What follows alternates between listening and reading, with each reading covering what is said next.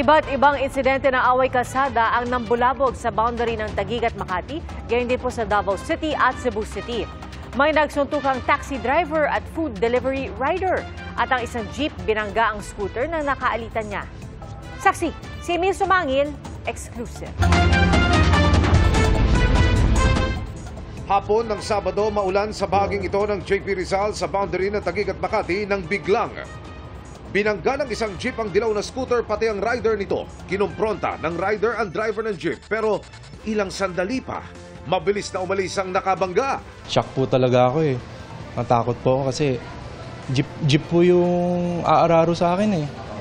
Natamaan nga po itong kanang binti ko. Masakit pa rin. Ayon sa rider, bago ang insidente, sinita niya ang jeepney driver. Kahit daw kasi naka-green light na, pumako ito sa may kanto ng intersection at doon nag-abang ng pasahero. Sabi sa akin ng driver huwag kang mangialam at nagtatrabaho lang ako. Pagkatapos nun, bumaba siya at hinamon niya pa ako na ipagsuntukan. Sumuko na ang jeepney driver na sinampahan ng reklamong attempted homicide at malicious mischief.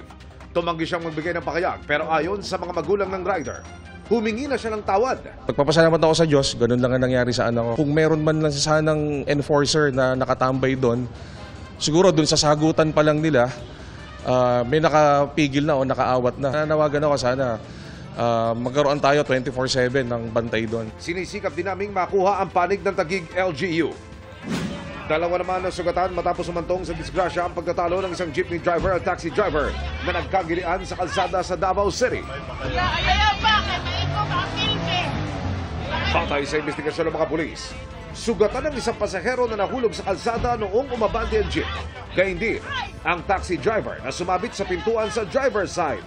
Hindi na sila nagsampa ng reklamo matapos pumayag ang driver ng jeep na bayaran ang gastos nila sa ospital.